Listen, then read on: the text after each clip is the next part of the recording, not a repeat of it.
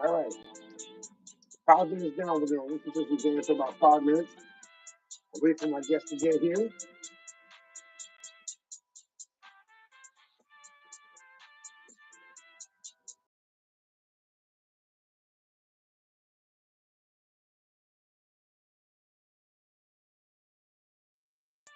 we go.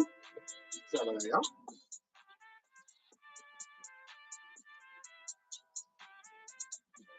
So, I'm getting on some people last minute. Freaking thing, I haven't eaten on that.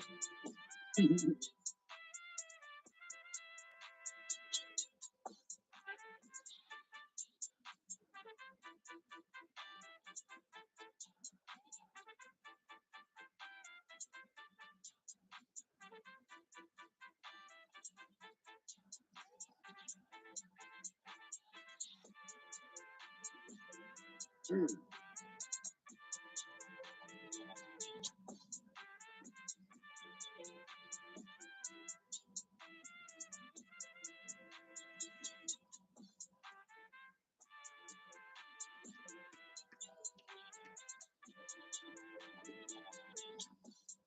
Mm.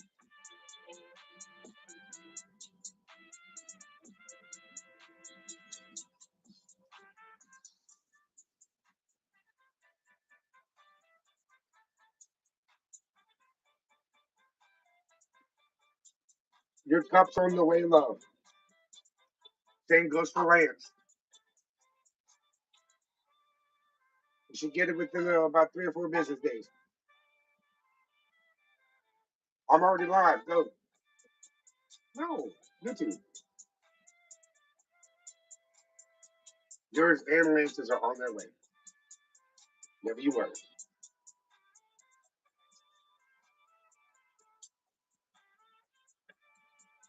About 2 minutes.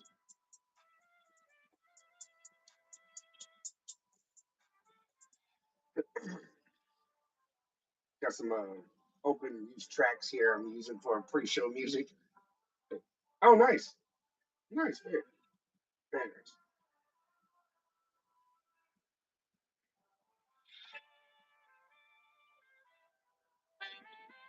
I'm on now.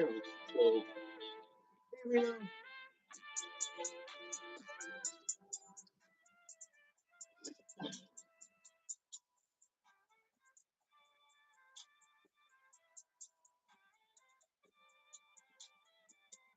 dang it. Hey, what? Okay. Caca.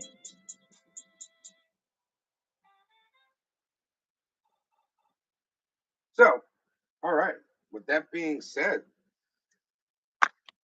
ladies and gentlemen, wrestling fans around the world, welcome to another episode of the Chef Podcast. This is episode 13, if I'm not mistaken. Um, Forgive me for my lack of memory, but it's been a crazy weekend. I just worked the show last night in Silsbee, Texas for Sadistic Wrestling Federation, SWF. It is my second visit there. I was put in a triple threat elimination tag team match for the SWF Tag Team Championships. I did not get the win. I was one of the last people to get eliminated. Matter of fact, um, it was a good match. It was a good match. Like the physicality was there, but there's a lot of improvement that a lot of these boys need in the ring, and hopefully that they can go spend a little bit more time in the ring, get some knowledge. Definitely get some knowledge right now. Um, but then I was also in the main event, so it was back to back. The semi-main was the tag title match, and the main event was a battle royal for a newly remodeled championship. I was in the ring for about 10, 15 minutes with a lot of young, hungry talent that I think, with a little time and a little effort, a little bit of elbow grease and some hard work, you're going to get a good crop of guys within the next year. They have been doing so well, from starting from very low level beginnings and moving their way up, finally getting a venue and a ring and things like that. Um, I, I see a lot of hope, and I look forward to that. Oh, look, here we go. Did I add him?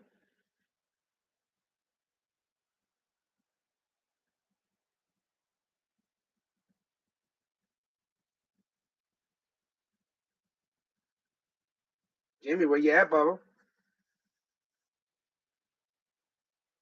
But anyways, had a great time there. The next time I'm going to be there in that area will be December 8th for their Christmas. Well, there's two events happening in for SWF in December. That'll be December 8th and December 21st.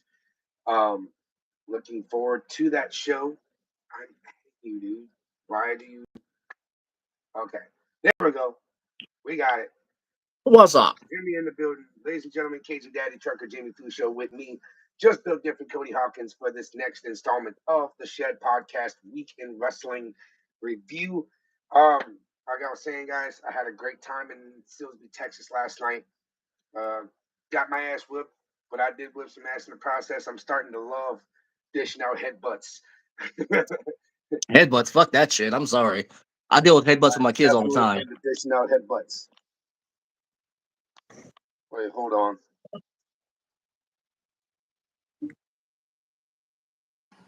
Okay, okay. Is my audio a little bit better now? Yeah, can you hear me? Yeah, absolutely. Perfect. But yeah, I was saying, screw the headbutts. I get headbutted by my kids all the time. I'm good on that. Yeah, dude, I'm just dishing them out like. Oh, look, I delivered at least 24 headbutts in that battle roll. I was racking everybody's shit. So I think what now should be the thing is called concussion protocol. You know, I was just saying, like, there's that thing.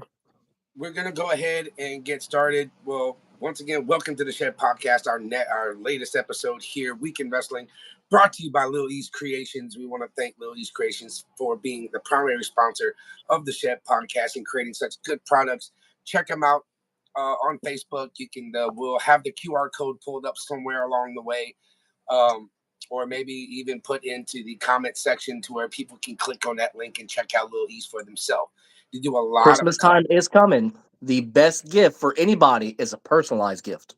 Oh, look, go figure. Whenever it comes to personalization, this is what we did for the first SummerSlam PLE we did together for the live pre-show and post.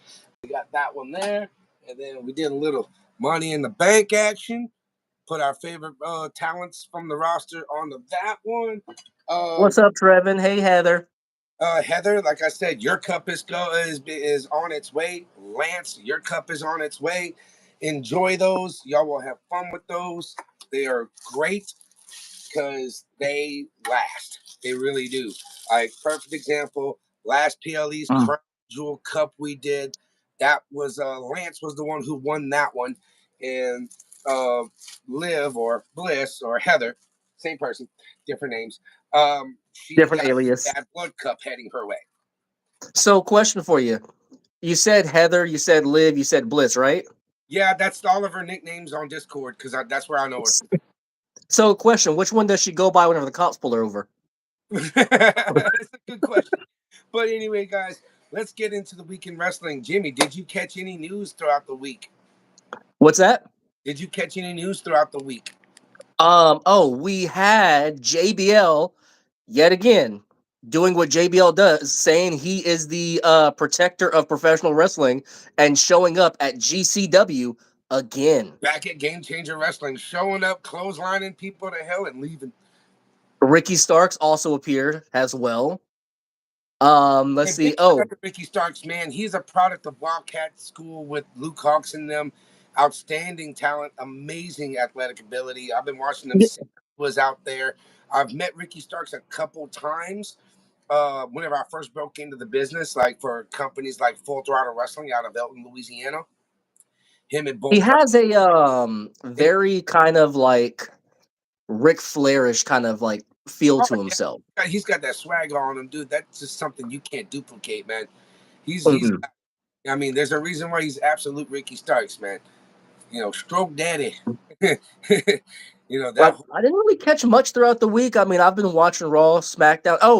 I just saw this. I was gonna say Xavier Woods. And showing up. She's gonna be showing up on the premiere of Monday Night Raw on Netflix, January 6th. The man Becky Lynch will be in attendance for the show. Let's see. There was this thing about Duel Masters or something like that I saw on Facebook where Xavier Woods was he appeared as like the secret hidden face mask guy. Oh. And I kind of like, Like I won't WWE? lie, I digged it because that was a heel style Woods, and we're kind of like coming up to Woods, but I know we're about to talk SmackDown, but here's my thing: I would love to not have Woods have a heel. I want to see a heel Kofi. I was thinking the same thing as well. Thinking about a heel Kofi. Now, I mean, heel Kofi. You haven't seen heel Kofi in a long time, but Exactly. because the New Day has been so face. Like when they first started, crowds didn't like them, but then they started getting quirky, and the crowd started catching on, and they started getting behind them. And that's whenever everything started catching, it caught traction. It was a runaway train, Well, they started out simply as more like a choir style right? heel base New Like Day. Sunday service theme kind of with the yeah. I remember the promos that they were motivational, so to Oh speak. yeah. But yeah, man. Besides that, Stardom in New Japan hosted their second annual crossover event at the Adium Arena in Osaka, Japan. Um, Now, like I said, this is their second event. It was an outdoor. It was a good event, an outstanding card.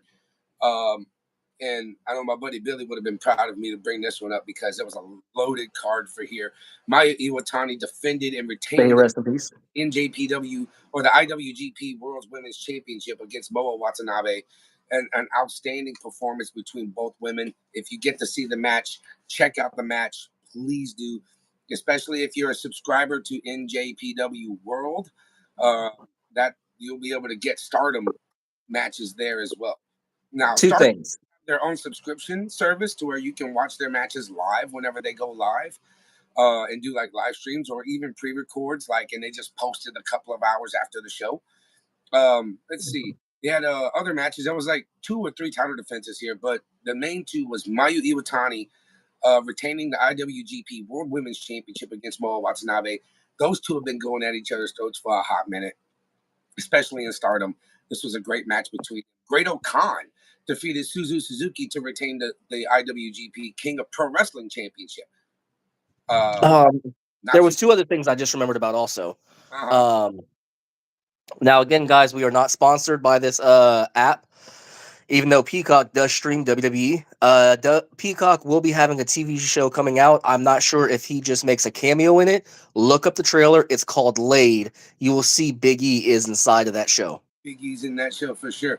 And then one of the other highlights of that show was a mixed tag team match with Natsupoi and Taichi defeating Thekla and Clark Connors. Then Callum Newman, Francesco Ahira, and Jeff Cobb in a 6-man tag defeating Oleg Bolton, Tiger Mask, and Toro Yano. That was a very star-studded event. I look forward to checking it, watching the full show. After I get off here, I'm probably going to hit up my boy Ash on Discord, and he'll probably stream the whole show and see. I want to get a look for myself because I didn't get to watch it this week. Show weeks, my tensions are high, my nerves are bad. I watch Jack. like, We also found out what The Rock gave Cody, by the way. yeah, for sure. I like Moana 2 premiere you tickets. talking over SmackDown though Friday night. I was at that daddy tracksuit over there from like 1995. Dude, I know we're gonna get to it, but I'll have to tell you this much. That promo between Cody Rhodes and Kevin Owens had to be, I'm just gonna call it one of Kevin Owens' best promos in his career. Yeah, for sure. But let's see. We're gonna go ahead and roll into Well, we have to make we're gonna actually talk, me, Justin, and Cody's gonna talk about doing some kind of, per se, little short on the McMahon Netflix special, and we're gonna give our takes on it as well. So just be looking out for that also, yeah. Heather, just to let you know. We're also message us on Discord. We are gonna add the link to the News Shed podcast Hey, Discord. how about we do that prior to the pre-show Saturday for Survivor Series? We'll do like a I'm roundtable down talk. for that. Let's do that. We'll do a Let's and table we'll talk. put down the Shed podcast Yeah, Discord. If you guys have anything you want your inputs on there to say about it, we'll gladly sit there and get your guys' inputs and also look at it as well. yeah. Thanks for the likes and thanks for the viewers watching. Thank y'all for coming out for this episode. We are in the go home week leading into Survivor Series, and it starts off on the 18th with Monday Night Raw. This was a awesome show. to start off. Pre-recorded, but Match, yeah, I mean, match one. Match one. Let's see. The women's world champion, Liv Morgan and Raquel, kicked off the show with an in-ring promo that quickly escalated into a nice fight featuring the whole women's division.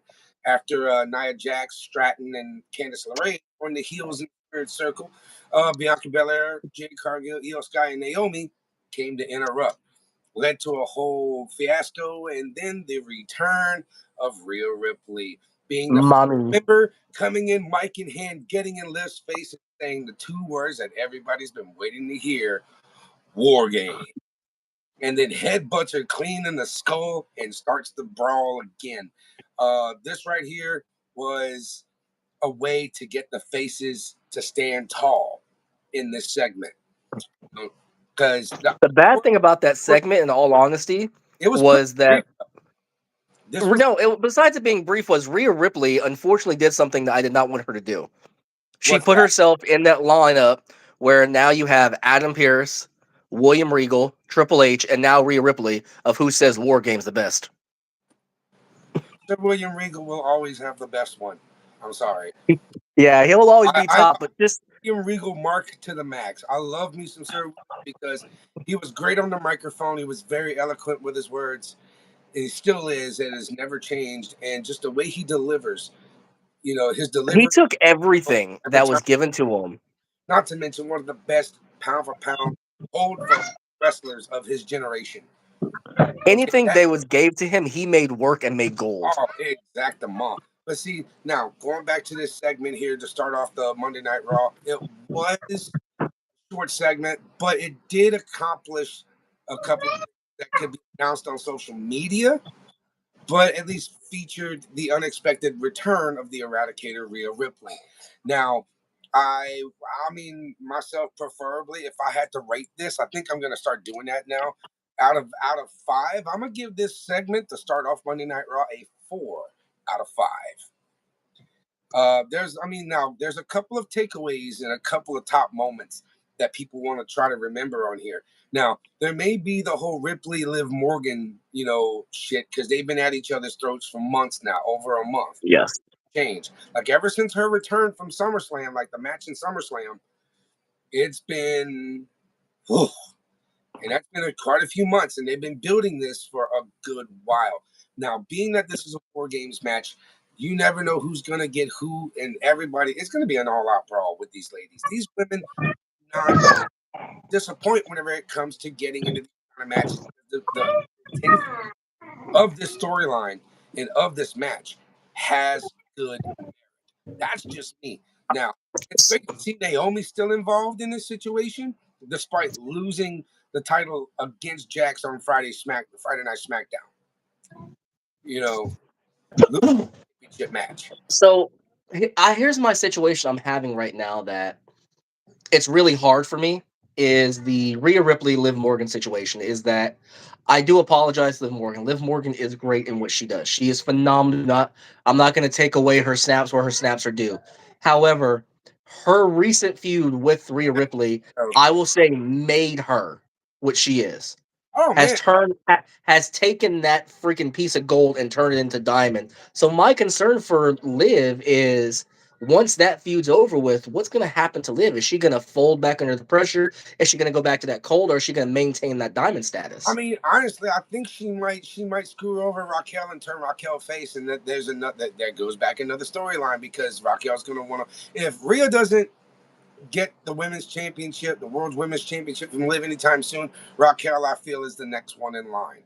Liv's gonna find a way to double cross Raquel, turn Raquel face, gonna start a whole nother thing. And then it's still gonna be a three-way brawl between Liv, Rhea, and Raquel. There's gonna be two See, towers of women against this one little pipsqueak that's a shit-eating grin heel, but she's doing a good job with it. I'll make no mistake. She's doing yeah, she will. a She good gets she job. gets her snaps for it. And But she'll my get her. biggest concern is like with the women's division where it sits at right now. How do we build this women's division to keep storylines building to keep it because Netflix is right around the corner. Yeah. But this is where creative comes in. They're going to sit at the table. They're going to be in the think tank. They're going to come up with something for a way to pivot and keep everything going, creative, everything relevant. Now, note creative. creative. That's what they do. That's what they're paid to do. They're And paid. how many times has creative failed us? They've failed us a lot. They have, but they've been on a pretty steady roll this last year and a half with Yeah, all of that. under Triple H's era, that is true. Yeah, I mean you can't deny what Paul is doing for WWE. It's the all the it's the culmination of minds in this business. You still got PS, you got Kenny Dykstra, you got Jason Jordan, you got Jamie Noble, you got a bunch of these veteran matches. You got freaking got years and decades worth of experience to try to create something great. And if they play their cards right, which I really hope they do, and they smooth out the edges a little bit to where they can pivot properly without a hitch, with no like you'll know when the pivot happens, and you'll know if it's going to be good or bad. Especially being a fan of watching the product for so long. But Paul hasn't missed. He has not missed a lick. Heather made a very good point, though. We still have not seen Charlotte Flair in a long time. Yet I say Rumble. I'm thinking Rumble. Could it be well? All they got is Saturday night's main event and then Rumble. So yeah, I can see it. Right. She'll be a surprise entrance, and I can guarantee you the pop will be insane for Charlotte Oh, to come back. nuts, bro. So let's carry on, man. Let's get on with carry on with Monday Night Raw. The rivalry between American and LWO has been pretty steady. It's been a little choppy, but it's pretty steady. And then the way that they are the way they're booking American Made in this situation, it's keeping them on television. It's giving them airtime. Chad Gable is hands down one of the best hold for hold on the roster. I mean, being a former Olympian and collegiate Greco-Roman wrestler, he is smart. He's a little Angle. They're chanting "You suck" to the rhythm of his music, just like Angle. That's the problem I'm having though that's the problem I'm having with American Made. He's a little American Made is giving me too much of a rinse and repeat of Kurt Angle and and his faction. and the world's greatest tag team, Team Angle. Yes. That's the bad thing is I don't want to have that rinse and repeat feel. I like where they was going with American Alpha, and then they just like pivoted to this whole entire American made Charlotte Olympian. facing Jade, Heather. That's not going to happen. They've got too much invested in Jade Cargill. WWE is not going to drop the ball on Jade Cargill. She has come very far since leaving AEW, being a part of WWE. She's had some muscle. She's out of you. She slipped on banana peels a couple times, but She has she's got whenever I first saw Jade Cargill, she was greener than a freaking banana freshly picked off of a fucking goddamn tree. greener than a pepper tree. Make no mistake, but she has learned She's done so much better under Bianca Belair. She exactly. has sat under that learning tree, and I will give her snaps where snaps are due. She took it, she learned, and she went with it. All right, so LWO American Made. There's a tag team match after that though between Rey Mysterio and Selena Vega taking on Chad Gable and Ivy Nile. Great mixed tag match here. Nile is a dominant woman in He this. scares me. The isolation, the staying on her, trying to prevent freaking Zelina from getting the tag to Rey. It was an awesome match. Zelina took a lot of heat. Okay, a lot of heat, and the crowd was behind her 110%.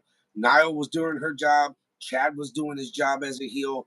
It was just a grand performance to show that yeah, American Made might be a little corny, but they're good. Ivy Nivel, she's that one where you can see her in a dark alley, you can hear her voice. Yeah, you You're can like, see her. you ain't gonna do nothing to me, girl. Then the lights come on, you're like, oh shit, I'm fucked. You can see her in a cage with 6-ounce gloves on, ready to throw hay. Oh yes. Okay, She can whoop a grown man's ass. the underdog comeback Dude. happened with LWO. Gable attempted to try to prevent Zelina from getting a tag to Rey. She hits him with the kick. He failed. Mysterio gets the tag. Big House of Fire. He hits to go home. He wins with the frog splash to gain the victory for him and Zelina Vega. This was some pretty good ring, very good ring work. Because you're looking at a 20-plus year veteran in Rey Mysterio, almost 30 years in the business actually, because he's been around since the '90s. My guy, he is one of the best luchadores that ever graced WWE. So two things. First is this one. I want to get your input on this. What would you think about an Ivy versus Ripley feud? Oh, Oh, there, like basically oh, Rip calling her a pipsqueak. oh my God! Just the hard hitting. I can just hear it. Just I can just hear the Yeah, echoing right never now. lift her boot up that far to even put her on her back. Just bam, just. Oh, and the other thing was I was on TikTok and dude, I saw a compilation of Rey Mysterio from back in the day whenever he was in WCW without the mask, and he was that young Rey Mysterio and that little thug life Rey. And dude, I showed that to the wife and she's like, "Who's that?" I was like, "Ray Mysterio." No, that's not Ray. He's more like a family, wholesome guy. I was like, "Oh no, you don't know the real Ray." Oh, the real Ray is a cool cat, man. He's a really good man. He's a well reserved individual, and he's a really nice guy. Like he'll have his days, but overall, I mean, look at how many years he's put his body through this. Oh yeah, You know, he's gone through so much. You know, he had that time. unfortunate event with the death in the ring situation, and you know, a lot of people was wondering how he was going to pivot from Yeah. that, and he did really good with that. From the rumors I heard, Wrestle Talk and but was that he paid for the funeral costs. He sat there and gave the family a shit ton of money to help him get through hard times, and Oh, he still keeps in his wife. contact with the family. It was his wife, man. His wife was his rock and was behind him 110%, dude. Like his Hall of Fame speech, dude. I cried. I'm man. That's a We woman. don't need to see that Ray. Keep that Ray tucked away. Yeah. That we have that Ray right now. We have the old school Ray. His name's Dominic Mysterio. Yeah, look, I think it's a great thing that Ray took him out from under his ring and let him buy the coup. You know, Yes. he's been doing great with it. Now, after that match with American Made and LWO, there was a bit of slapping and berating from Chad Gable. He was slapping one of them, the other one was laughing in the back, like yeah, bullshit. You know, Who is more important, me or your wife? like one of those, and then they fucking hug it out and they raise each other's hands, and that match, that I'll give this match for the match itself. I'm gonna give it a B+, like a 4.5 out of 5. I'm gonna go more around the B plus, simply because I felt like there was no real storyline base around it. It was a somewhat let's try and spark this kind of feud and see what people want kind of thing. Now the match overall was good, but Mm-hmm. I felt like it was one of those Raw versus SmackDown GM mode kind of matches. Right, right. See, one of the big highlights in that match, though, I liked how they did the Mysterio launch Vega into the corner for that Rana on Gable. Mm, Dude, I sent you yeah. a clip on the chat. That one was funny. Y'all got to see that one with the nutcrackers smelling the candy cane. Yeah, that one was great. I was like, you love bastards. But it was a. Heather, why you giving it an A? Look, we're gonna keep on going, but Heather, I want you to tell us why you're gonna give it an A because of Selena. I mean, Zelina's great, and paired up with the right people, she is way better. Better together. And Individually, she has has that flip flop. she has LWO, and I love the fact that she's part of a faction that gets to her Latina roots, and she enjoys being a part of it, especially under the wing of Rey Mysterio at the LWO. It is. So she gets it. So the match gets an A simply. Oh, she's her I idol. got you. Now, I got you. Okay. hold on. Now, backstage, there was some tension between Finn Balor and Dominic Mysterio. That was starting to build. It's been building up, with the former seemingly trying to manipulate the younger teammate ahead of Dom's tag team match with Carlito against the War Raiders. Now, there's definitely another split about to happen in the Judgment Day as this group is going to evolve. I feel. So they actually had Finn Balor shared a picture on I think his Instagram or X where it said the Judgment Day and it was Finn, JD McDonough, and Carlito and didn't have Dom in it, did not have Liv Morgan, did not have Raquel Rodriguez. So I mean it's Now, see, that's what I was saying about Raquel at War Games. That could happen. Now let's carry on to Intercontinental Championship match as Braun Breaker defends his title against Sheamus. This right here, Sheamus, I believe he was like, this is where he continues the pursuit of one of the championships that has escaped his grasp throughout his WWE career, which is the Intercontinental title. He challenged Braun Breaker. This was a hard hitting showdown between champion and challenger. You know, you see, he threw like both these men threw their bodies around in this one. This was a meat match. Big meaty men slapping meat kind of match. Dude, for the age that Sheamus Oh, is to put on a match that he did. no. It's like Randy Orton, bro. The dude's like what 295. That dude is bricked, bro. Like this dude is like, Remember whenever he came back and he was Burger Sheamus? yeah, burger after burger after burger. That was a good promo, honestly. That was good from Drew. Speaking of Drew, we'll be seeing from him very soon as well, January 6th on Netflix premiere of Drew? Raw.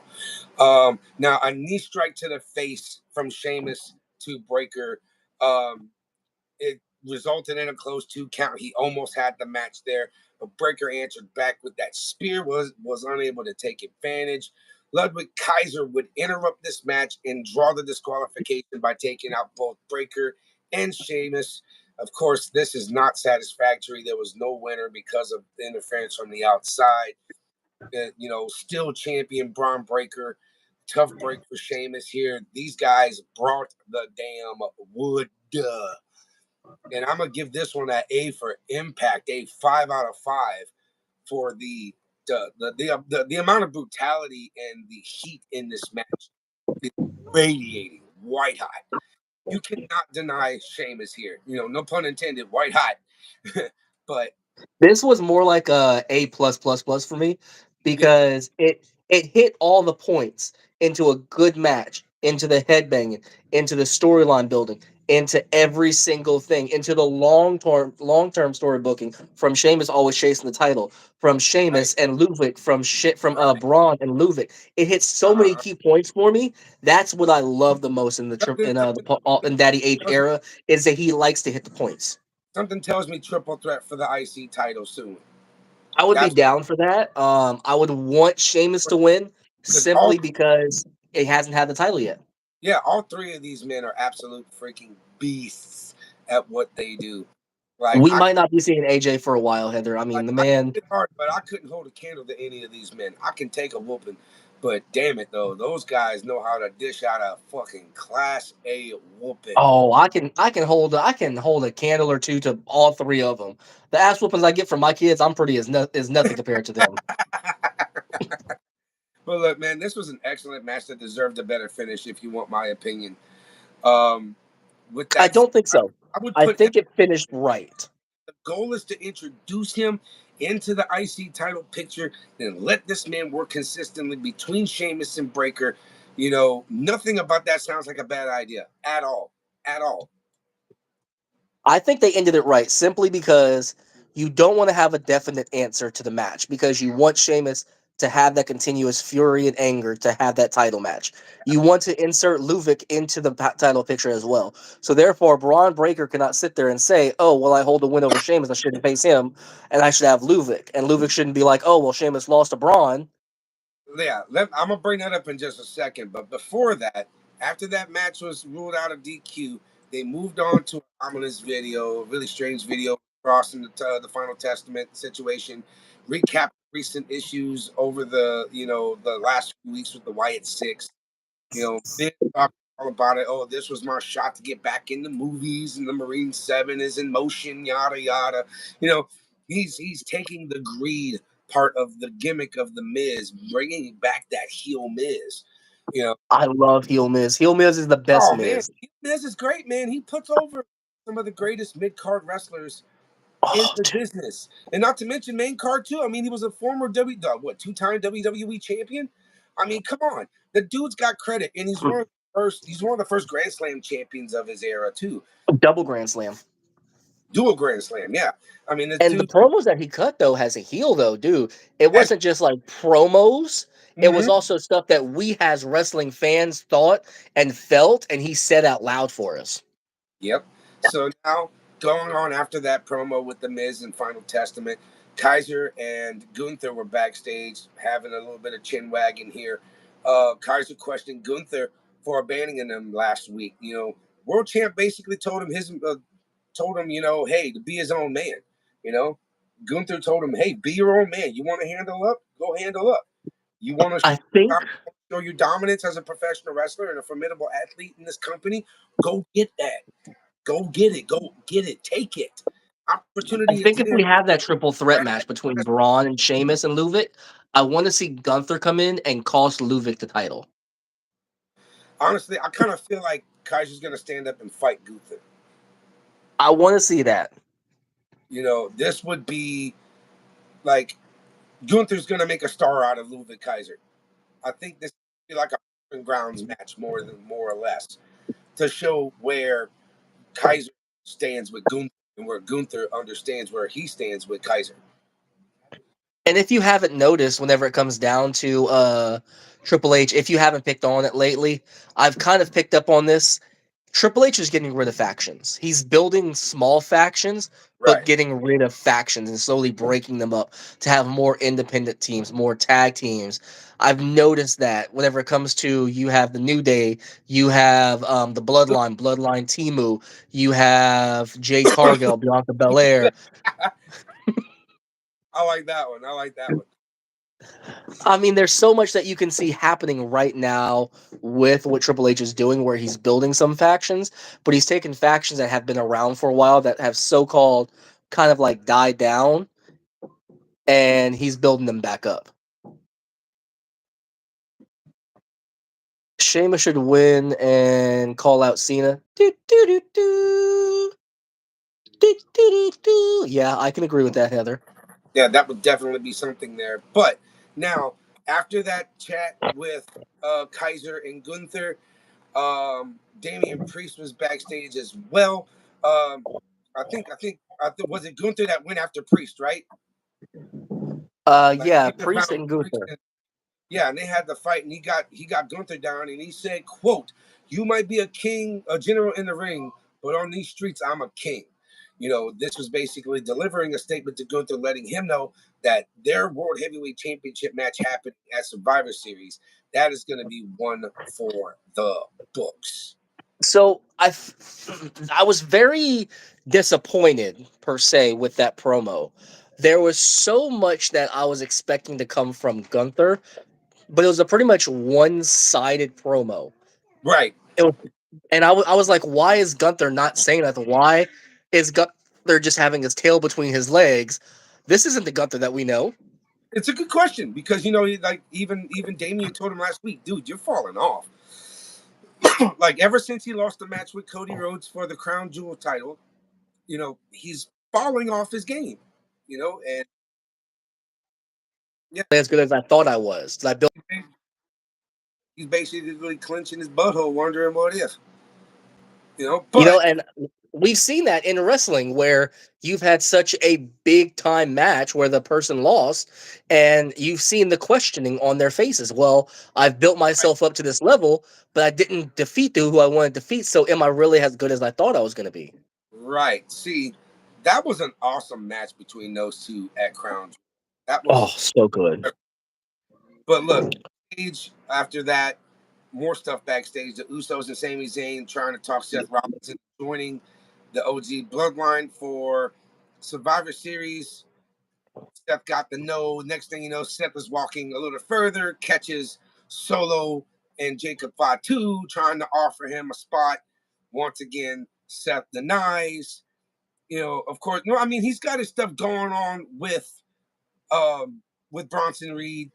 He did kind of seal the deal on the match at Crown Jewel, which was awesome as well. Great to that. But getting Well, with the it, Seth Rollins he said to Solo was just like one of those cringers where if I wouldn't join Roman Reigns, why would I want to join a wannabe Roman Reigns? yeah, exactly. Like he basically I like, was like, ooh, mm. like I want to be on Timu Bloodline. Now, next match was a tag team match between Dominic Mysterio and Carlito against the War Raiders.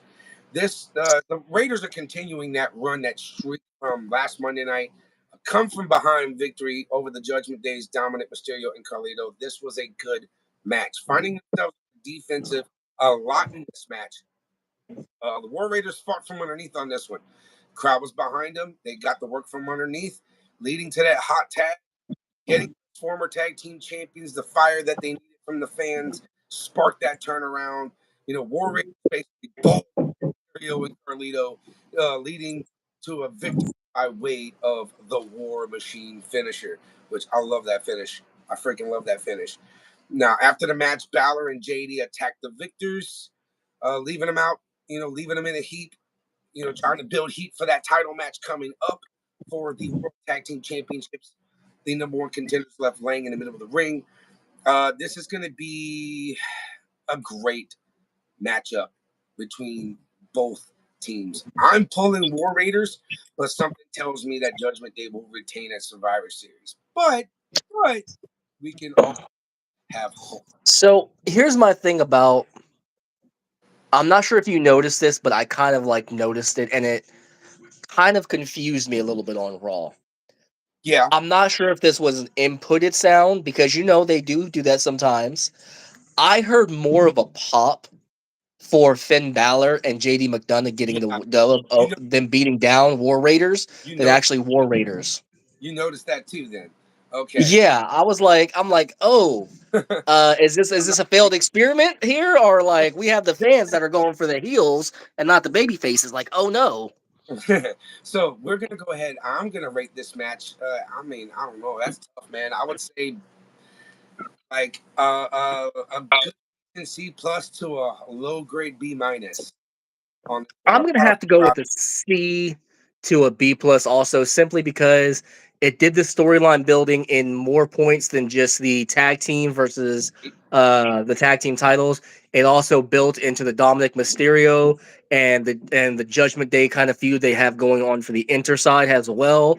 But I think what killed me in the point wise was that the crowd was more over for Finn and JD than War Raiders. well, you can't tell the fans who they can and can't like. They're gonna choose. Yeah, They're but gonna you're expecting for them to go for this one certain team, and that's who they're building for the fans to get behind.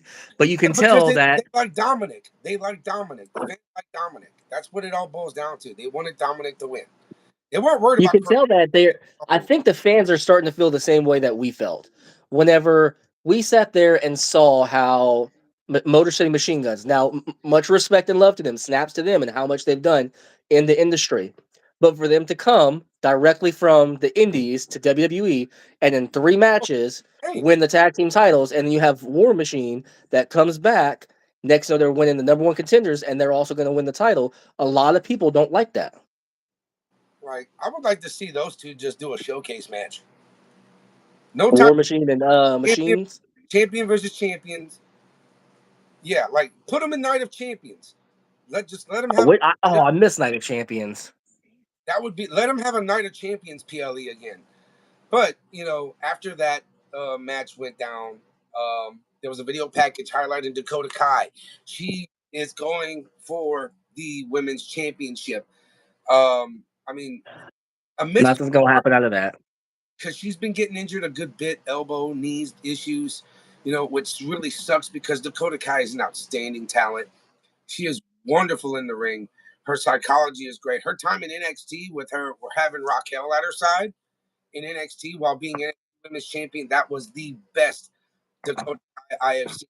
She's had some great matches on Monday Night Raw, but despite the injuries she's been having, she has been out of the limelight for a while. So seeing this promo getting going for the women's championship and she's pursuing this goal, I got high But for Dakota Kai. I really hope things look out for her. And I hope they but look. here's the thing: is it Dakota Kai, or Dakota Kai Damage Control?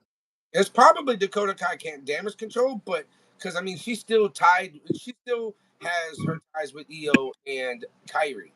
It's just she's been managing because she's recovering from injury, and I now. think that if it's Dakota Kai slash Damage Control, Mhm. I honestly believe that's more of a downfall than Dakota Kai. Dakota Kai. Well, I mean, I think EO Damage had Control is more stuff at, keeping her stable.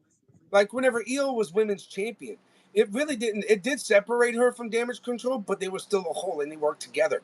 And they always let EO fight her fight, you know. And EO has always been the one to be able to pull something like that off and run with it, you know. So I'll give him that. Yeah.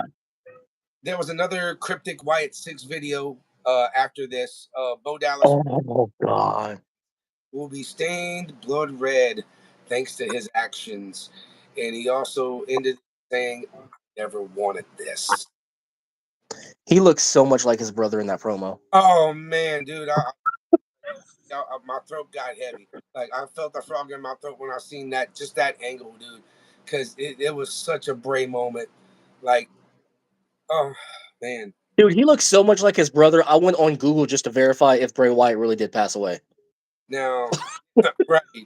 That was a shock, man. So continuing on, man. Bronson Reed would even the score with Seth Rollins in the main event of Monday Night Raw, though not without a massive assist from so the blood. Um, Late into the match, Rollins appeared to be en route for a second consecutive victory over Bronson Reed from the last win he got on him at Crown Jewel. This was a pretty solid match, believe it or not. Um, Sokoa would get on the announce table, distracting Rollins just long enough for Reed to recover and hit him with the Death Valley Driver and two sentons before finishing him with a tsunami for the pinfall 1, 2, 3. This thus also instilling the big, nasty, unstoppable force versus a faster, more technically sound, fired up baby face. That formula always works in professional wrestling, and I've grown to understand it a whole lot more as I move along in this wrestling business. Whether I'm working the shows and I'm working those kind of matches, or I'm watching them from the curtain or from the TV screen, there's a lot of evolution happening here. It's good. It is looking good for everybody right now at this point. Evolution is the mystery. But Reed looked like a world eater right here when Rollins was just absolutely relentless in trying to get the win over Bronson. Um, it was a really big roller coaster match, if I do say so myself. Um, Uh, I feel my personal preference. I feel like WWE right now is backing themselves into a big ass corner with Bronson Reed. I They don't know. have built this man so much where what do you like the only other place to go with this man is putting the strap on him. Yeah, exactly. This is his push. Let him be the big. Let him be the wall that people have to climb to get to Solo Sokoa. Let him do that. Let him be the beef wall. Like he's gonna be there to level everybody out. Like I cannot wait for Survivor Series. I cannot wait. This is gonna be a brawl for all. No pun intended here. A lot of people who don't watch the indies, the first time Bronson Reed and Fatu looked at each other, if you notice that like tension, it's because of the matches they had back in the independent scene. They have so much beef with each other. Right, And all I can say is, look, if we got the Bronson Reed and Fatu's on the indies, can I please get one of those in WWE? right. Now look, this doesn't lead to Rollins going back on his word and joining Roman at Survivor Series, because I mean the feud with Reed, as great as it has been, yeah, I don't think it's enough to get a guy who sacrificed as much as Rollins has to set aside his difference with the tribal chief to join him. I really don't think so. Now, this was It's just where's Seth gonna go though? That's the exactly problem. Is like where are they going to pivot him? How are they going to do it? I don't know. I don't think it's going to happen. But we find out later on in the week on Friday Night SmackDown. I'm going to get there very soon. So, the backstage confrontation between Alpha Academy Kofi and an edgy Xavier Woods led to the latter calling of the match between the teams for next week. So this coming up Monday, tomorrow night, you're going to get Alpha Academy versus the New Day in a tag team match. Um, isn't it the 10-year anniversary? yeah, So it's gonna happen. It's so, ladies and gentlemen, please be prepared.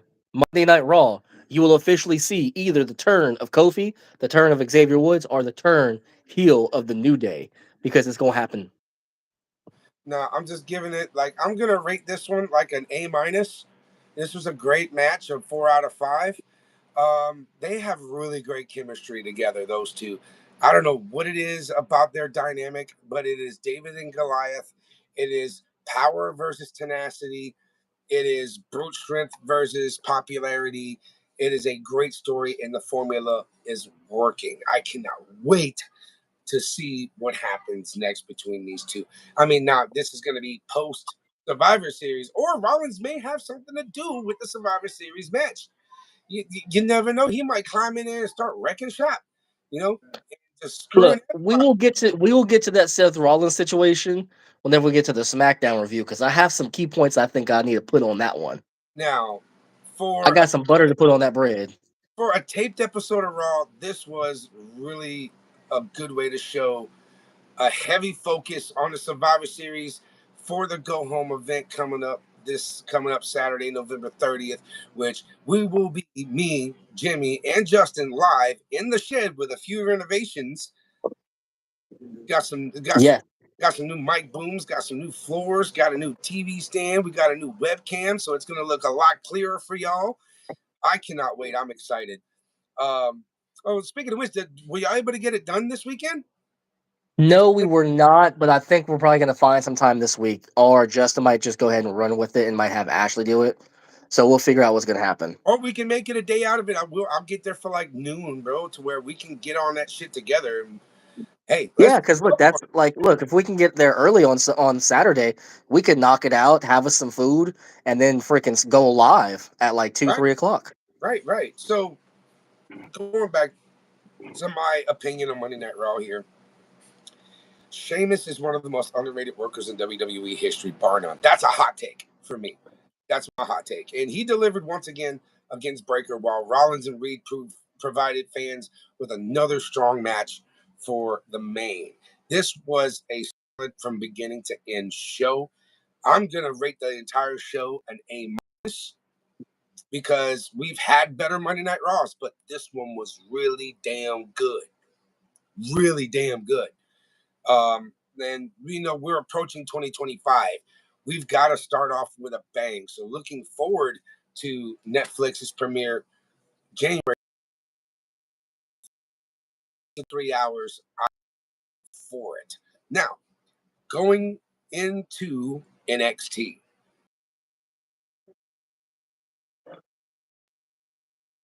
A couple of little hiccups here and there, but overall, it was still a great show, a great showing from everybody involved in this I'm this gonna let you event. talk about NXT. I'll be right back. I gotta go check on the kiddos, and I'll be right back while you talk about NXT. You handle up, bro. Now, yeah, go. Now, honestly, going into the November 19th edition of NXT, you know, you've got lot of teeing up happening right now, leading into the Iron Survivor Challenge qualifiers. Like Andre Chase had a great showing with Rich Holland. Um, NXT Trip Williams spicing things up, getting things ready for deadline on December 7th. So this is an outing for everyone involved. So, with that being said, let's go ahead and get started with the NXT review. Uh, this right here was a great showing. Now, we had one Iron Survivor qualifier, Nathan Frazier versus Eddie Thorpe. Moves on to the challenge at Depth. All of bringing in chaos for this. Nathan Frazier hit Eddie Thorpe with the Phoenix Splash to win this match. It was a very chaotic scene during this match altogether, but it ended with Frazier getting the win and being part of the Iron Survivor at deadline December. Likely, you know, it's because he's gonna. I feel like he's probably gonna lose both the Iron Survivor Challenge and the NXT Championships. like this is going to be a double whammy of a loss. Now, if he retains the tag titles but loses the Iron Survivor Challenge, it's okay. It kicks the can along between Frazier and Axiom because they have been absolutely dominating the tag team division in NXT. They have not lost yet, and I'm really happy for that. Because they're establishing as such good tag teams. But it's time, I feel, to pass the. We need another team out there that's going to step up and represent the tag division, and put Axiom and Frazier, get them back on their heels, and make things happen. If NXT has the confidence, it's the tag Survivor, which Okay. it would be a fun one. Thorpe was the clear loser in this. Make no mistake, Thorpe was clearly the loser in this scenario. He could have been able to win amidst all the chaos, but he's been teasing growing frustration that it could even potentially lead to a heel turn in a short amount of time. I'm gonna rate this one about a C to C minus. Um, notable moments in this situation, having a tag team division popping up all over the outside of the ring and the arena to watch this match. When Axiom got knocked down outside, Frank jumped onto everybody. This was a great little schmaz. Let me start saying the right words here. Backstage, though, after the match, Yoshiki Inamura did not understand Lexus talk about proving himself, but Brooks Jensen, he told Brooks Jensen he loved NXT. He likes that kind of crazy. NXT has a kind of crazy that is up his alley, so to speak. Now, Jada Parker would take on Stephanie Vaquer for the women's Iron Survivor qualifier. This was a really, really good sound match. A lot of strikes, a lot of slams, a lot of good technicality from both ladies.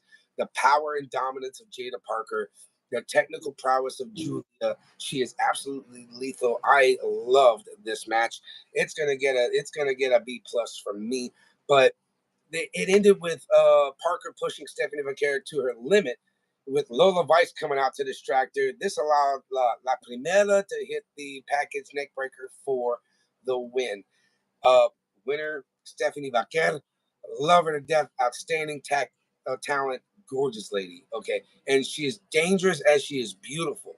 Make no mistake, this woman, do not sleep on Stephanie Vaquer.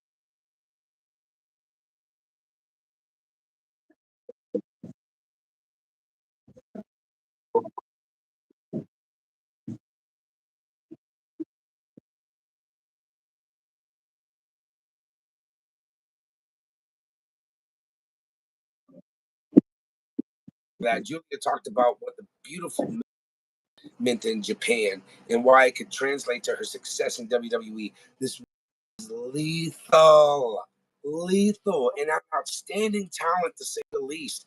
I'm looking forward to a whole lot more with Julia in NXT. I give her another year and a half, and she'll be hitting main roster very soon. Hopefully, with the same momentum that she's gaining here at NXT. Let's see. Now there was, of course, the pre-match promo for Jada. I mean, for Stephanie, who confidently boasted that she would beat Roxanne Perez after conquering the Iron Survivor Challenge. She made good work of Jada Parker with that win. It showed a lot of her repertoire. It showed that she is and she's able to think in the ring.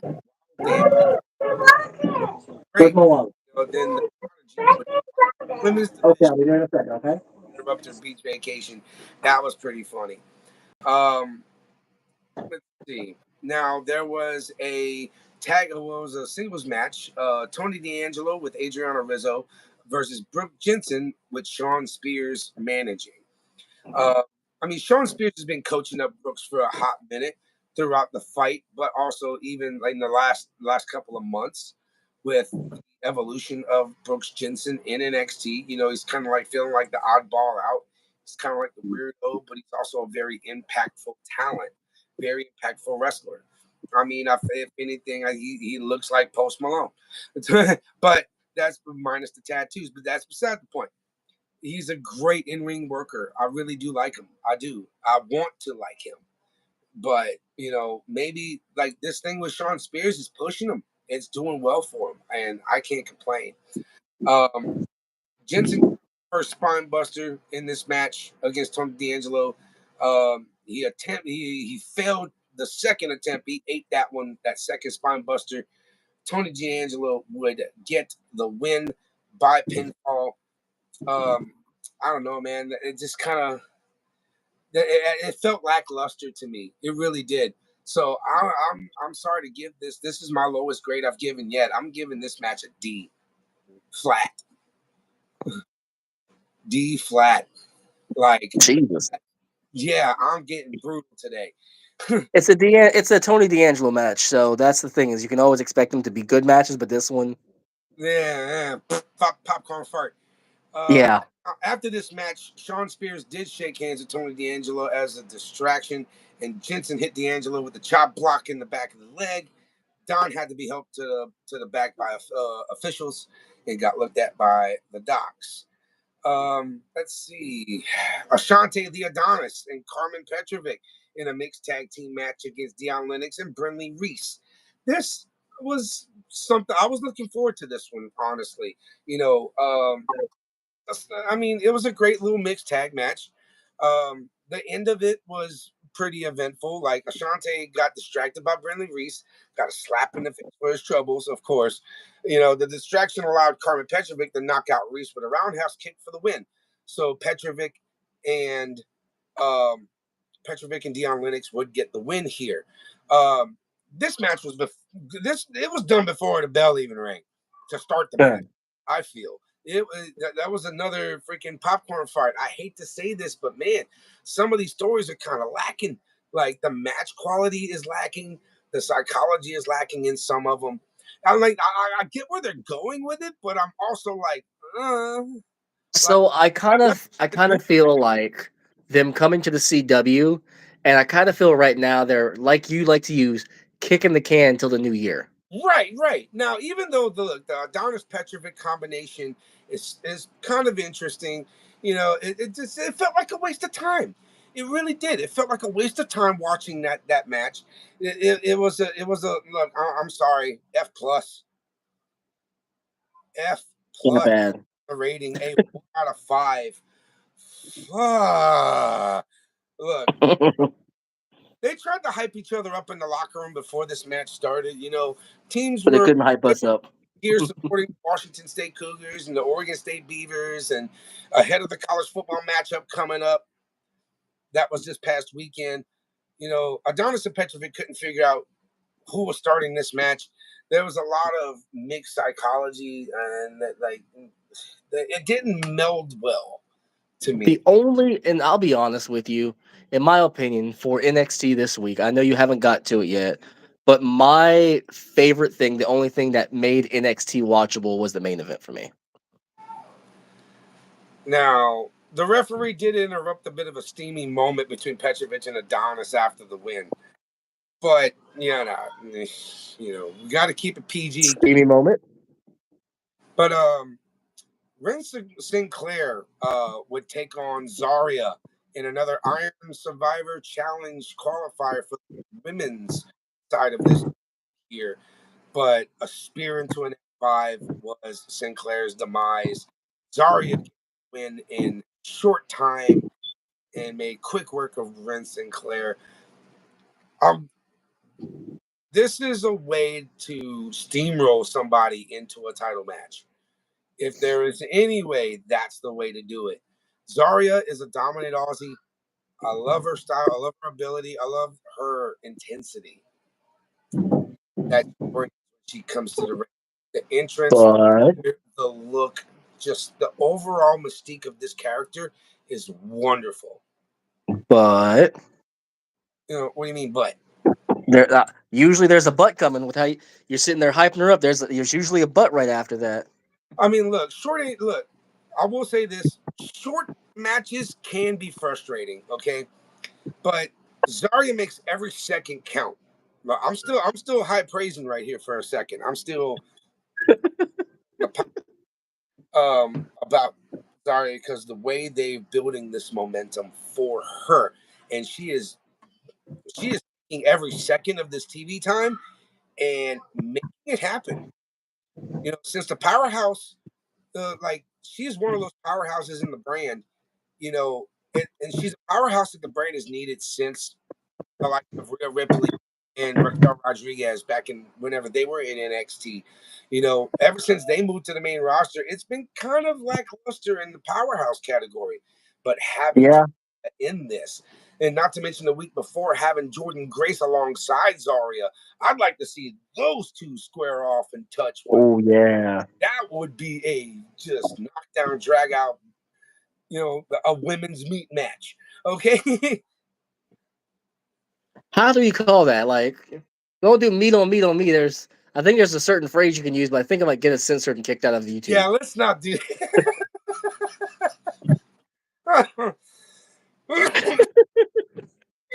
Even though this was a short match, it's getting a C plus. I can't give it a C plus. I can't. Plus the B minus. I have to go with the D plus. Look. Here's the thing: is I'm about the wrestling. Right. Look, we've seen her, but I want to see more of her. Oh yeah, and we're definitely going to get that. The short match is what brought it to a D plus for me. They're breadcrumbing it right now, which is fine. I know breadcrumbs will lead to a decent build if it's done right. Breadcrumbing. I understand that they had the short match simply because of everything that happened in the main event on NXT. But man, I felt like there could have been so much more in that match. Now, Fallon Henley issued an open challenge for the Women's North American Championship, and who other to answer that call than our resident little psycho, Tatum Paxley. This was it was a nice little segment here. Fatal Influence would come out and deliver a warning to the women's division that no one could match them. No one can compare to Fatal Influence. Fallon Henley offered an open challenge for the Women's North American title, which led into a whole lot of hoopla. Like Lash Legend, Jakar Jackson, Air Gianna Rizzo, Nikita Lyons, they all was trying to get it, chomping at the bit to go and challenge Fallon for a shot at that Women's North American title. And after all that was done on one side of the ring, behind Fallon Henley, in comes Tatum Paxley. Gets her lick in, makes her statement known. She's up next. Like Tatum. Yeah, that was good. Tatum calls next, and I am for it. I cannot wait till deadline. I'm yes. Ready. Now there is a lot going on with that. Speaking of Iron Survivor Challenge, All Ego Ethan Page also had a little segment promising to win the Iron Survivor Challenge and going after the NXT Championship again after Trick Williams. Now, they've been chomping at the bit at each other, which I like it. It's great. It's good. Now, what's going to happen next is going to be very vital and very important leading up to deadline. So hopefully they do not miss the train on this. Because if they make it on time and they get to that train, dude, and they get the deadline and it's just peak, oh man, that's going to be one of the best NXT PLEs this year, hands down. That's going to be that like I like the phrase I like to use. That's going to be the Raw versus SmackDown GMO 5-star out of 5-star. Right. So look, we had the number one contendership for the NXT Championship up next. Ridge Holland versus Andre Chase. Now, the stipulation made the week before by Ridge Holland.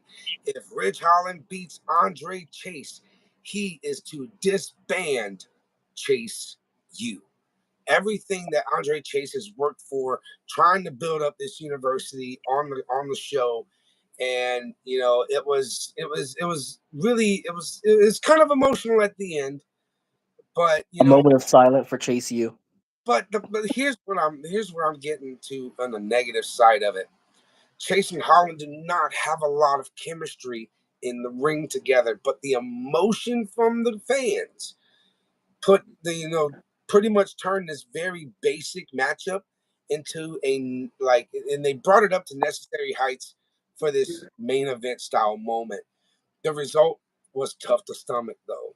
I mean, I hate to be the person to say this. I really do, Cody, because I love Chase U, but I told you so. oh yeah, I already knew this. Remember about I want to say a month ago we was talking Right, about Chase U, and I right, said I feel like they're getting ready to dismember the bit, and you're e- like, nah, they're just gonna probably add some new people and keep it going. exactly. And here's what happened. Well, uh, Duke Hudson, the new dean, you never know. But if this is the end of Chase U, it's a deeply disappointing final chapter. For a story that was so much more than it had any right to be. Want my it did not deserve it, but it got it. It got that the credibility. No one was expecting the gimmick to actually get over until they got into it. They dedicated themselves to it. They invested and they made it work. And I'm really glad. I'm really happy for everything that Chase U did for NXT. Andre Now, can we get Hudson, Superintendent Thea Shawn Hale, Michaels Thea to Hale. reinstate Chase U? I mean, look at all the members. Look at all the stars they produced. Freaking Duke Hudson, Riley Osborne, Thea Hale, Ridge Holland. You know, Ridge Holland went from being on SmackDown with the Bruiserweight and the Bruiserweight boys, and whenever he hurt Biggie, right, we kind of didn't know what was going to happen to Ridge. right. We was wondering, "What's up, Justin?" What's We up, Hall? was wondering, Was this and the I was surprised when they brought him into NXT, right, and I kind of felt like they were, and now they're going to have him versus Trick. Now, here's the right? thing: Trick and Ridge are two completely different animals. Shit. Okay, there we go. Go ahead. Two completely different animals on the spectrum. Oh Whenever it yeah, comes to match types, whenever it comes to their level and their availability and move sets. right. Now, I have a very now this comes to my heart simply because of the Big E situation. The kind of way that Ridge Hodlins wrestles and the way that Trick Williams wrestles, I am worried about Trick. I know I Ridge agree has with this. tremendously he has tremendously sat there and improved himself then, but they can be that one little hiccup. The way that Trick wrestles, that one little hiccup with Trick's wrestling, that could wind up happening again. Now with this happening, Rich Holland getting the win, he moves on to become the contender to face Trick Williams at Deadline. Hopefully, NXT is not done with Chase U and has a plan moving forward. Those who were kicked out a chance like a nice little redemption arc. I think that would be a nice way to pivot from the whole Chase U storyline and the establishment of it. You know, uh, What's good? I already have it. I already have it. I'm gonna I be the say I'm gonna be the storyline guy. I say Trick helps Chase U gain their prominence back. So Shawn Michaels, he's gonna be in his office. Chase U's gonna come in, be like, "Hey, Superintendent Shawn Michaels, we want to go ahead and reinstate Chase U. What do we have to do?" Pretty much. But yeah, Superintendent Shawn Michaels. being that, you know, with everything that NXT is doing right now, especially with Shawn Michaels at the helm, making a lot of difference in NXT, helping it become bigger than it's ever been. Even though Triple H's NXT, whenever it first started, the gold brand of NXT, that right there was peak NXT. And I think that with the right moves with Shawn Michaels that has been there at the helm at NXT over the last couple years, this is going to be that rebirth, that renaissance of NXT because we have a great crop of people and they can be potentially become the next generation heading into the main roster and the future of WWE itself. That's just, I can't be any more blunt about that. I have belief. I've said it once. They've done it once. I've said it twice. I've said it 3 times, and I say it over and over again. Who in their right mind would have thought two degenerate ex members Right. that used to break the rules and make their own would be the ones at the helm steering the most prominent wrestling company there is? Exactly, man. Now the fans did end that match with a good old na na na na, hey hey hey goodbye to Chase U. It was But it was different though. it was kind of faint. Like nobody really wanted to do it. They were all kind of like, man, that sucks. You know how I made that point earlier with where I couldn't tell if it was audio input from the War Raiders and JD McDonough situation. I kind of feel like that was kind of inputted. Right, right. I kind of feel like that was audio input by WWE because none of the fans really wanted to see that happen. Now, honestly, that was the main event for NXT. The overall, the lineup for this show, despite it being really strong, it wasn't a great show for in-ring action because of those two matches that we talked about there that got D's and F pluses. Okay, Yeah. but it did make up with strong story. It really did. NXT, I hate to say it like this. I'm gonna call NXT a bathroom break show. Well, there was two matches that made it a bathroom break show. Everything else was solid. It was a bathroom break show where it's like, Not hey, the whole you show. know what? Maybe like 30 minutes. 30 minutes worth of it was bathroom break. So basically, you eat some Taco Bell, then you go ahead and watch NXT, then you have a little bathroom break. Yeah, and you just you announce while you're on the shedder. But I mean, if it could have been built up a little bit better in some angles, like specifically the Chase U thing. It could have been built a little bit better, but they got to go with what they got. And they made I the think that should have been a 2 week build. I think that should have been announced last week. um, This week should have had some kind of build for the one match. month, 1 month. I'll take a 2 week build. I'll even take a 1 month build because a 1 month build I think actually would be a little too excessive. Now 3 months would be perfect in Fair, my opinion fair. because you can bring in the old Chase U members. You can bring them looking at different kind of bylaws about how they can keep it in case if this happens. You can Right. look at them trying to get different stipulations You're gonna involved. you're But gonna do instead a they car just wash fundraiser. yeah, I mean, yeah, you could have had the Oh, guys in like speedos outside looking like they're trying to wash cars. yes. But anyway, the overall grade. I'm gonna give it a C plus for NXT overall grade. About a I got you. I feel that one. I agree. down the middle of the road here, C to C plus. You know, they can do better, but this was not that one. This wasn't that better show. Now, once again, I want to thank y'all for coming out and watching and tuning in to the Shed Podcast. This podcast is primarily sponsored by Lil East Creations. We want to thank Lil East for everything that they have done to help, keep things interesting for the Shed Podcast, for our drawings, our giveaways, the cups, all the merchandise that she can do. It is doable. Go to her Facebook. We'll drop a link in the comment section, or we'll just DM us here at the Shed Podcast 2024, and we can give you that We as soon as we possible. did just add a Shed Podcast Discord. I will be adding the link to it as well to that. Yes, And just sir. remember, Yeah, guys. we are now on Discord, so y'all, the viewers, the watchers, can join us on Discord. But maybe before I'll go on and we can have a little chat with some of the fans and some of the listeners, and see if we can get some input to help make the show a little, Yep. or even get some fan interaction concerning what we're talking about every week. If, And just remember, guys, personalized creation is the best gift for Christmas. and Lil E's Creations is the place to do it. So give them Yes, it is. check them out on Facebook and contact Ashley. She'll be able to get you a great deal with some great product. Pillows, hats, t-shirts, baby clothes, wall ornaments, and mementos. You name it, she does it. Check them out on Facebook.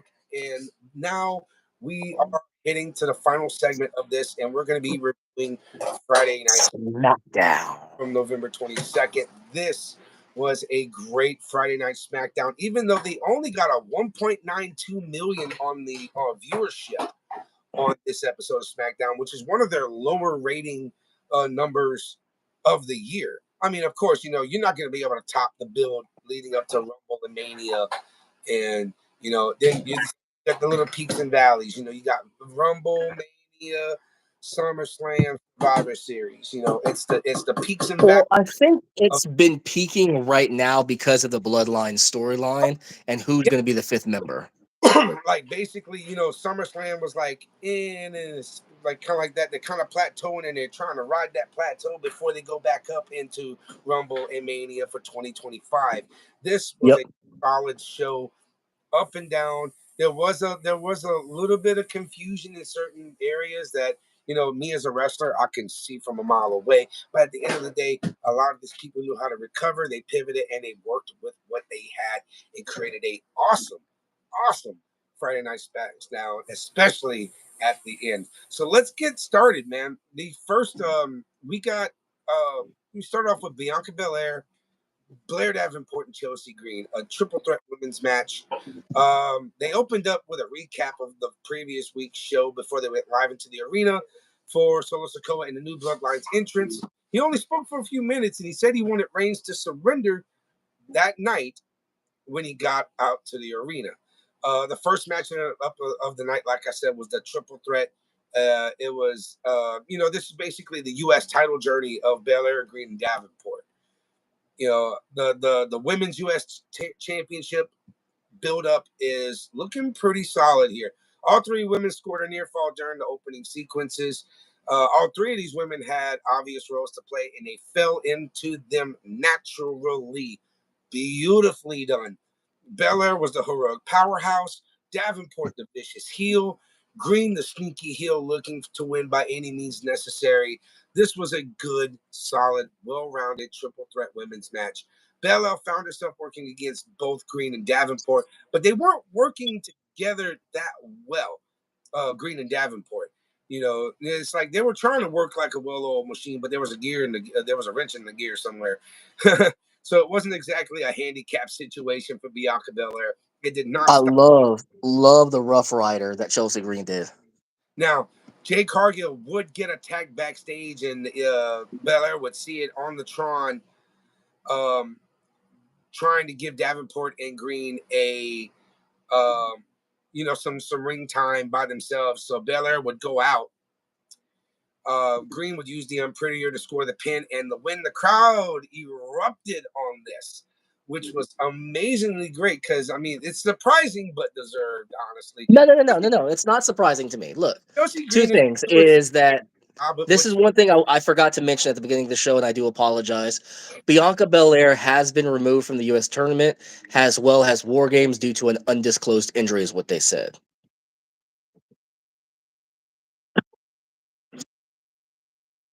And the Chelsea Green pop. People wanted Chelsea Green to win Money in the Bank also. It's not the pop is not it's not uncommon. That's what people want. They want Chelsea Green to be a champion right now.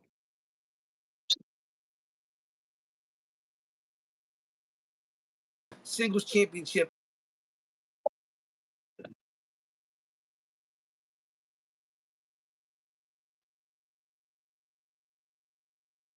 for it. So this with the and everything else in between, the way they built this match was solid. I'm giving it a B minus though. Oh no, I can't. I'm sorry. That's an A for me. That's an A. That's an A plus to the moon and back. Simply because Chelsea Green with the Rough Rider, and she got the dub. The drop I'm sorry. I'm playing favoritism in this one. that drop kick senton combo was really good though. I like that. I'm playing favoritism. Chelsea Green gave me that A plus. Yeah, Chelsea Green did show up and show out, but better yet, look, I'm gonna give it a B plus. I'm gonna be a little nicer. How about that? Okay, we'll take that then. Okay, I'll get the dishes. I'm live right now, but I'm getting there. Also, Belair's double German suplex. That was tight. That was tight. I loved it. And the introduction of the new storyline of who injured Bianca Bell. I mean, who injured Jay Cargill too. I got a quick question though. Do you miss Samantha Irvin saying Chelsea Green's name? So much. So much. So much. Chelsea Green. Now, next up, LA Knight defending the United States Championship against Santos Escobar. After defending against Berto last week, another member of Legado del Fantasma stepped up to challenge him in the form of Santos Escobar. Before the match could start, Shinsuke Nakamura delivered a promo in a pre-recorded video that was animated. I love those promos. All right, right. But Escobar ended up using that distraction to attack Knight before the bell. Tried to Pearl Harbor him out there, and it just, then go into the match. Returning from the break, Escobar still in control, but Knight would begin to build up ahead of steam once he was able to turn things around. Knight was going for that elbow drop. Nakamura appeared on the stage to distract him. Escobar hit the Hurricane Runner from the top rope, followed by a frog splash. Knight countered that finisher with the BFT, pick up the win, but was attacked by Nakamura before he can even get to his feet. This was a solid but yet predictable title bout. Oh yeah, it was predictable. It did get a good point across that it's more than just fucking Carmelo Hayes and goddamn. Yes. And I'm loving that they're building the title around other individuals again. Whenever it was just Carmelo Hayes, Andrade, and LA Knight, I was like, it kind of started getting a little dull on me. But now I'm starting to pick that up. And whenever it comes to Nakamura and these heel anime promos, huge. Love those so much. I dig it, dude. I really dig it. But I mean, like I Like said, I want him to win from LA Knight because I want to see if they'll incorporate the title in one of those anime promos. now setting up a feud with Nakamura before he was done with Legado del Fantasma kind of made it obvious that he wouldn't lose to Santos. Yes. Regardless, great to have Nakamura back in chasing gold again, going after LA Knight. But Uh, it doesn't matter that we already knew who was going to win. We knew coming into the match that whenever it was Santos Escobar and LA Knight, we knew we was going to get a match, a and good this match. was a great display of Santos Escobar in title form. Like he's Yes. ready for a championship. He can become a champion. You just got to be at the right place at the right time, or the right person with the right storyline. The stars have to align for that to happen. But tonight was not the night. LA Knight. No. You know, the way Knight hit the finisher was really cool as well. The BFT bumped very well. I still like Carmelo's bump off the BFT. Oh, he sells it so well. The spike bump is great. I love it. Now we had Cody Rhodes and Kevin Owens face to face. That promo, dude. That promo hits so hard with Kevin Owens. Now, before that, though, Nick Aldis would confront Nia Jax to see if she had anything to do with what happened to Jade Cargill. After that was happening, Rhodes would go out to the ring, call out KO face to face. Owens would come out in the crowd and taunt him. He said everything that has happened is Rhodes' fault because he worked with Reigns, who tried to end Owens' career. They went back and forth for several minutes on that. We as podcasters, as wrestling fanatics, as wrestling fans, I do apologize, ladies and gentlemen. You need to go watch that promo. We cannot put emphasis on how well this promo was done by KO. The way he spoke, his verbiage. I felt it in my soul with what he felt to the point where I was no longer on Cody Rhodes' side. I'm on Kevin Owens' side. Right. Now, see, they did go back and forth for a good while, who was right, who was wrong, but nothing new was said or accomplished in this one, I feel. No, I disagree with you. I 100% disagree. I'm sorry because nothing new was said, but the way that it was said and how it was presented. Right. It kicked the can for Survivor Series. They fucking threw that can. They fucking took that motherfucker and put it in a goddamn what was it? A slingshot and was just instead of kicking it 5 stars, they slingshotted it 25. But I felt that it's keeping the feud going without advancing it in a way. Yes. Like it's a way to advance it without advancing it. You know, My both wife, who's not a big wrestling fan, has us. Whenever she saw that promo, my wife just looked at me and she just looked at me with a straight. She's like, "Fuck Cody Rhodes." See, look, and you're starting to create separation of fans between Owens and Cody. Now, the both guys Tracksuit Cody. were great with what they were given, but it was a little anticlimactic to me. I'm gonna give Look, E minus. I give it an A plus. Mm, man, Look, the passion of Kevin Owens, and he's made Cody Rhodes so upset. Cody Rhodes is now wearing a tracksuit. yeah, he's wearing a daddy tracksuit, man. He's trying to pull some styles that his daddy was doing back in the I 80s. won't give it an A plus. I'll give it an A, but I'm not. Yeah, I can't give it under an A because the promo was so passionately given, Right, and you felt it in like I felt Kevin Owens, and I felt sorry for Kevin Owens. I felt it where he believed Cody Rhodes was his friend, where Cody Rhodes absolutely was like a ride or die with him and Randy Orton, right, and then he turned on him. The man who right. sat there and was going to try and end his career that he's loved since he was a kid and wanted to do. And I'm like, you know what? Screw Cody Rhodes. I don't even like Cody Rhodes no more. Why do I like Cody Rhodes? I like that. I like that Kevin called his tuxedo shirt his best attire. That was great. That was great. I like that. Next one would be going. It was be Naomi and Bailey versus Candice LeRae and Tiffany Stratton in a women's tag match. I mean, they're both trying to be in Jax's good graces here, LeRae and Stratton. Even after all the turmoil with Stratton being Miss Money in the Bank and everything else in between, the women's champion would accompany them to the ring for this tag match. So Nia would be ringside. Tiffy and LeRae argued over who would start. It allowed Naomi to hit a knee strike out of nowhere to take Miss Money in the Bank down, Miss Tiffany. After the break, Tiffany and Candice got into another argument. It didn't stop them from being in control. If anything, it motivated LeRae to take down both opponents. This bout was pretty good. It was really good. It had more than one sloppy moment, but ended in a disqualification, so it felt cheap in the end. I feel You like Nia Jax aligned herself with know, Candice LeRae because she has that fear of Tiffy cashing in on her. right? Yeah, because she's looming at every corner. Why not?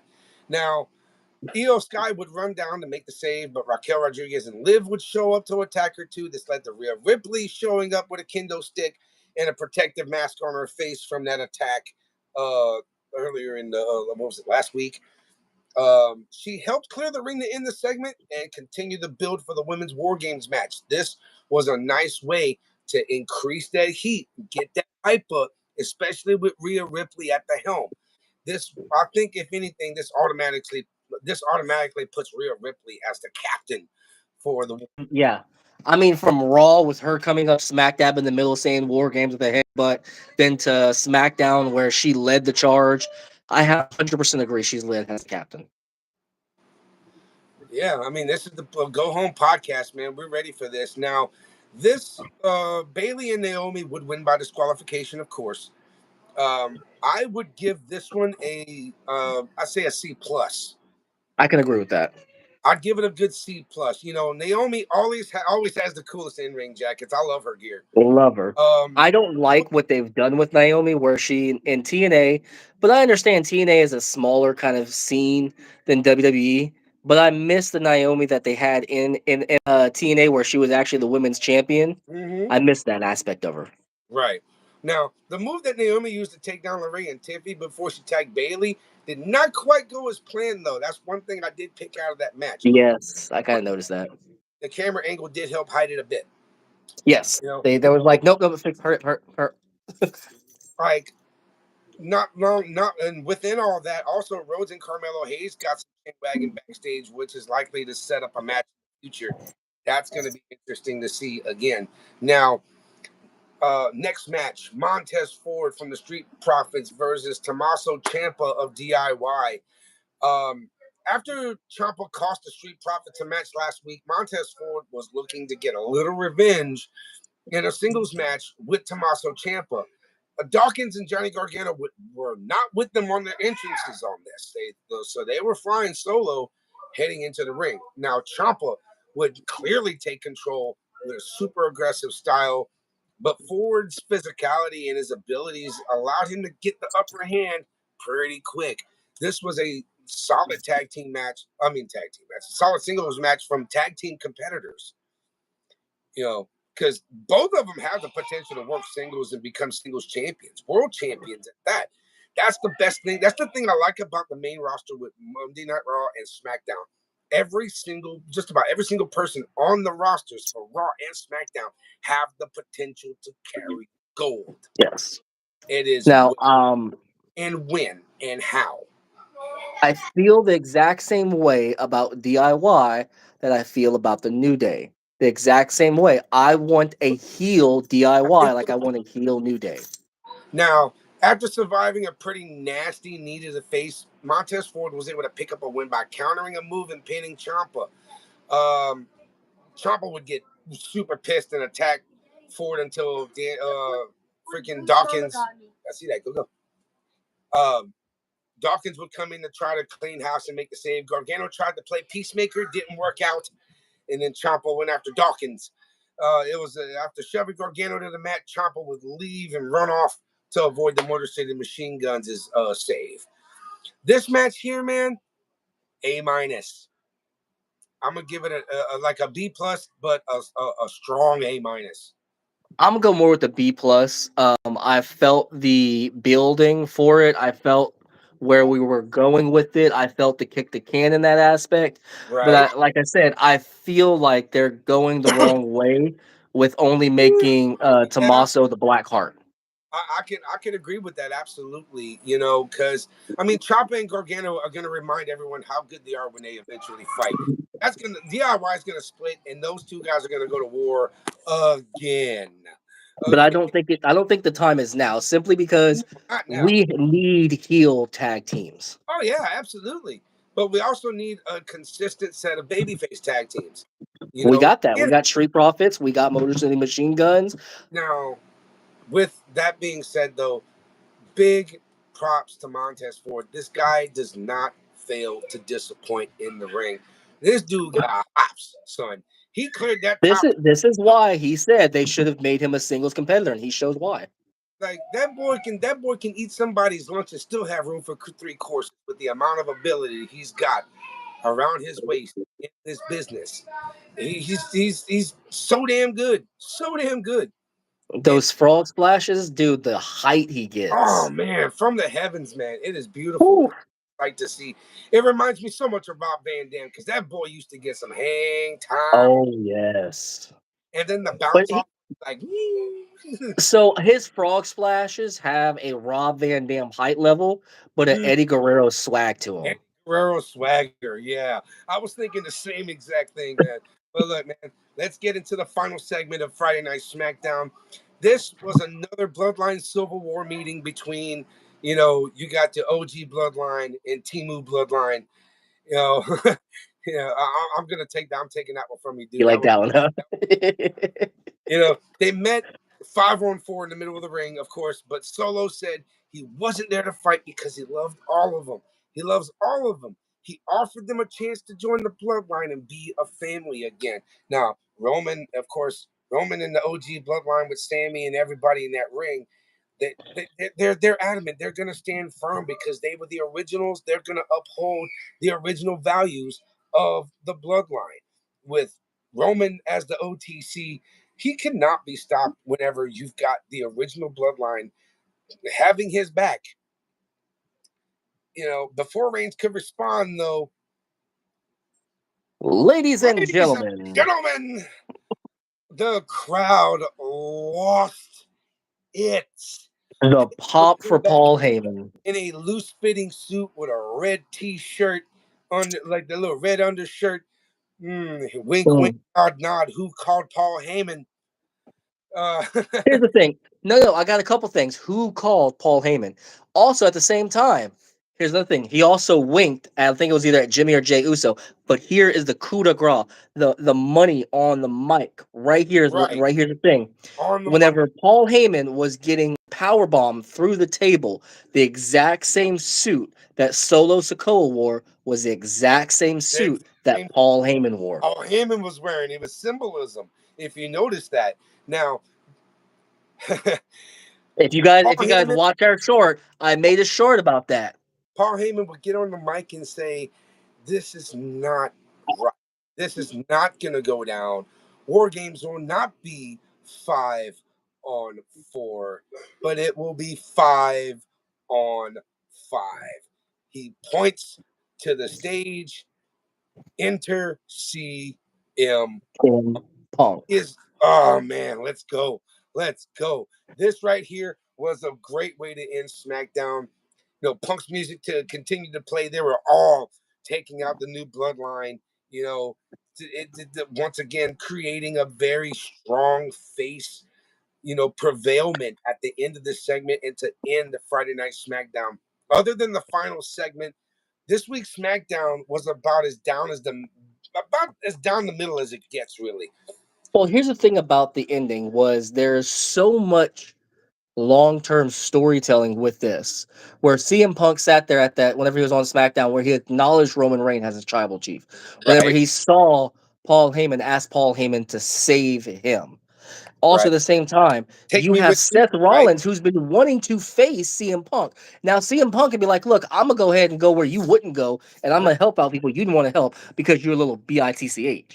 Yeah, you little punk. No pun intended. Like I can, there's so much with this, and I cannot There's wait. a lot. There's so much happening with this, and I am ready for it, quite Oh honestly. heck yeah! Wait till this Saturday where we gang up together. I don't know what we eating. I don't know what we cooking, but We're uh, gonna be having a good time. we're gonna have a good old time. We're gonna be live in the shed. Myself, Jimmy, Justin, with the renovations and the upgrades to the shed. So hopefully y'all can join us November. And there What we're will doing be a new entrance. Yeah, and we got a new theme video to start off the show, courtesy of our boy Justin. He made a couple phone calls and paid a couple. Justin is the master of the keyboard.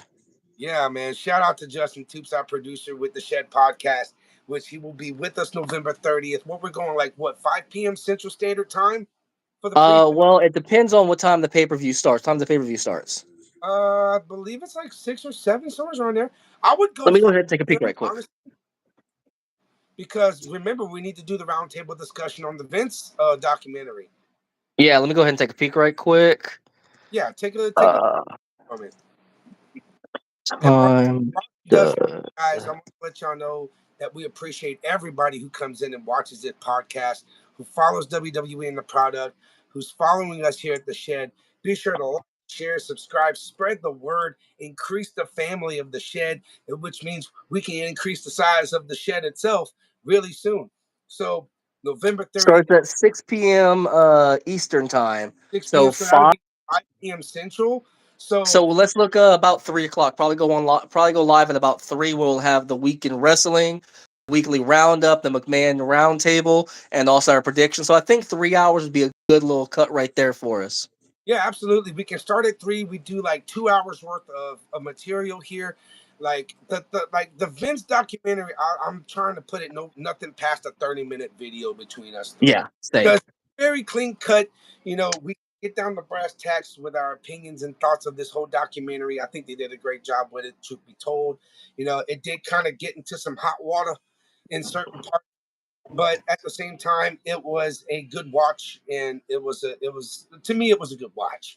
We And will leave the link for the Discord in the bottom, guys. So yep, you guys can click on the link to the Discord, join the Discord, and I will look at making a little tab for the Vince McMahon documentary where you guys can go in, give your little chats, give your little thoughts, and we'll look through everything and go ahead and take some key points and throw that in the podcast as and well. we need to start throwing some polls down as well too with the Shed Podcast for our listeners, and let us know what's going on, what y'all think about the product. Would y'all refer us to friends of if y'all have other friends who are fans of wrestling? Feel free to let us know. Feel free to share your words with us at the Shed Podcast. DM us here, or find us on Facebook, as well as you can find me on TikTok at JBD4Life. That is JBD the number 4LYFE. And with that being said, guys, we thank y'all for coming to this episode of the Shed Podcast.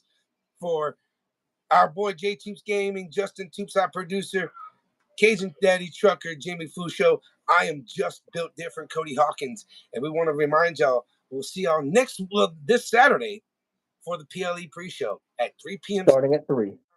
Y'all have a great night and enjoy this week in wrestling.